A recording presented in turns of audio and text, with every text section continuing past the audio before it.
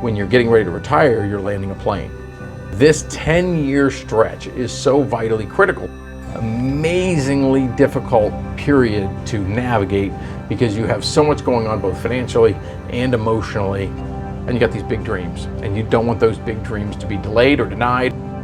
You want to make the right decisions with your money. Not every month, not every year, not every decade is created equal, especially when it comes to retirement planning.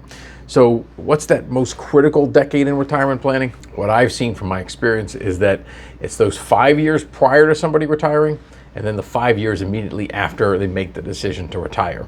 And this 10-year stretch is so vitally critical because this is when you've got a lot of financial considerations that you want to get right, and there's a lot of emotional stuff, a lot of things going through your brain in terms of what do I need to make this a success retirement? What are the things that could derail the retirement that I have in my head? And those thoughts turn into concerns and anxieties and worries and all kinds of things because there's a lot on the line here. This is your life. You got this one life, you got this one retirement, and now you have realized, hey, I may have the right amount of assets to be able to retire. I've built my portfolio up. The power of compound interest is allowing it to go at a faster and faster pace.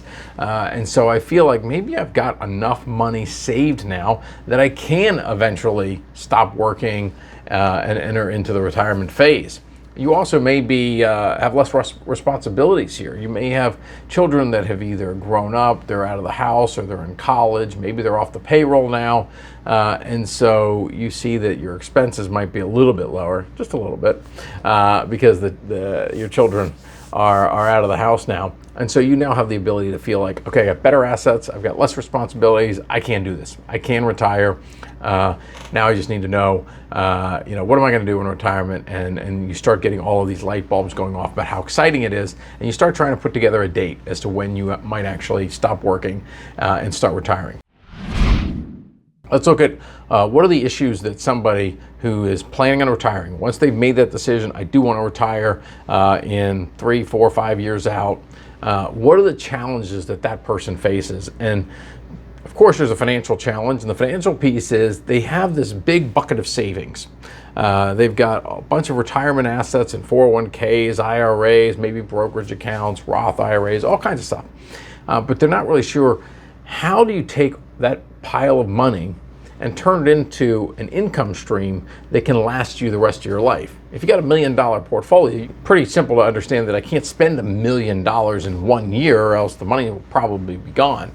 But how much can I draw off that $1 million portfolio, or that $2 million portfolio, or $3 million?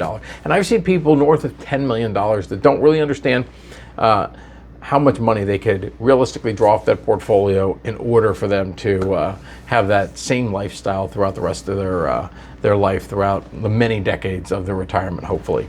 So the first question is a financial one, which is how much income can I draw off of my assets? The second piece is, what are all my other income sources? When should I start taking those? Social Security, pensions, annuities, all kinds of other sources of income. How do I put those together into the pie? So those are the big financial pieces. And those are, of course, very important pieces because the finances do matter. But inside, there's a big mental game that's going on. And the mental game is, okay, I've decided I want to retire in 3 years, 4 years, 5 years. And right now I feel maybe somewhat confident that I could do that. But a whole host of different things will happen over those several years that might change that person's focus. And that might be if something is happening within your industry and you feel like, I might lose my job prematurely, you have that fear. Then you have the fear of what happens if the markets take a big dive. When we're in sanguine markets or the markets just keep rising, it's easy to go, the money's definitely there.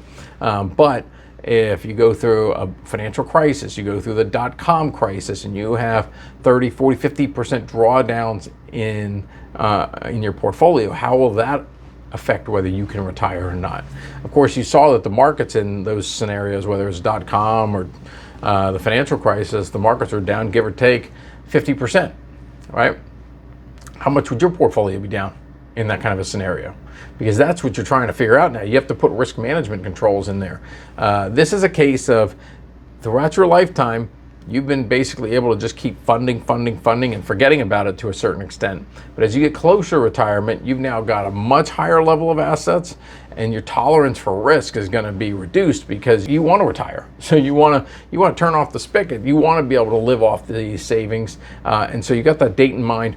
And that means that you got to take that lifetime of savings and you got to figure out, how can I manage the risk so that I feel confident, not just today, but throughout the time that leads up to that retirement date, so that I can retire. If I want to retire in 5 years, I want to be able to retire in 5 years. I don't want to have to delay it a year, 2, 3 years beyond that, because that's 2, 3 years of your life that now, instead of you taking these amazing vacations, doing these volunteer opportunities, hanging out with your friends, playing golf, taking trips, signing up for all these hobbies, all this wonderful stuff, playing with the grandkids, you're having to continue working. So that's a big piece of it, is making sure that you maintain that confidence level right into retirement. Now let's take a look at what happens once you actually have retired. And this is so critical, because this is a very weird mindset where once you retire, there's no more money getting funneled into those retirement accounts. You don't have that paycheck that keeps putting contributions into your retirement accounts. Now you're thinking about taking money out of those accounts. Okay, that takes a little bit of muscle memory to get going at first, because it feels very weird. It feels strange. It feels a little unnerving, and that's even in a calm market. It can feel unnerving. But now you take a market that has some sort of a setback. And imagine yourself in a situation like a dot-com crisis or the great financial crisis of 2008, 2009, and you see markets going down pretty sharply. Well, now you're taking out money while the values in your account are going down. That's a double whammy, and that's really a painful experience, especially early on when you're not used to this this feeling of taking money out of accounts. You're now having to pay attention a lot more to your portfolio, because you're seeing the numbers fluctuating a lot more, and you realize you don't have the opportunity to put more money into these accounts. So you're not able to buy at these lower prices because you're not making any contributions anymore. You're having to live off this money now. So it's a very jarring experience in those first few years, and that's why it's critical how you position your portfolio and how you navigate mentally to get through those first few years, so that you can then basically understand, okay, I now know where my money comes from, I now know what my lifestyle looks like, and I have a better idea, hopefully, of what my portfolio needs to look like, so that I can balance both some stability in the short term to give me some level of confidence, versus long term being able to grow the assets faster than inflation, so that I'm increasing my purchasing power and I can maintain today's lifestyle well into the future. So this is why it's very critical, that decade, those 5 years before retirement, 5 years after retirement, amazingly difficult period to navigate, because you have so much going on both financially and emotionally, and you got these big dreams, and you don't want those big dreams to be delayed or denied, and in order to do that, you want to make the right decisions with your money. So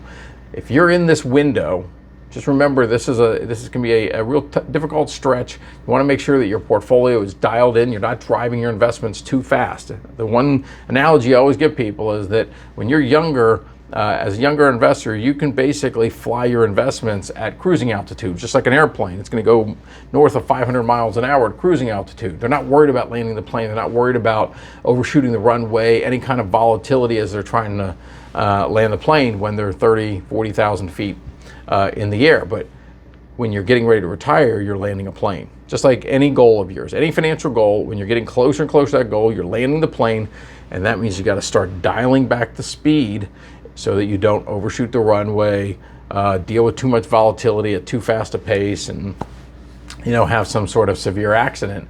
And that means dialing back the risks associated with your portfolio. Maybe it means giving up a little bit of the upside return in order to have a little bit, potentially more of a smoother ride. And so these are the critical decisions to make, and they get more and more critical as you get closer and closer to a goal, and especially a retirement goal that is so massive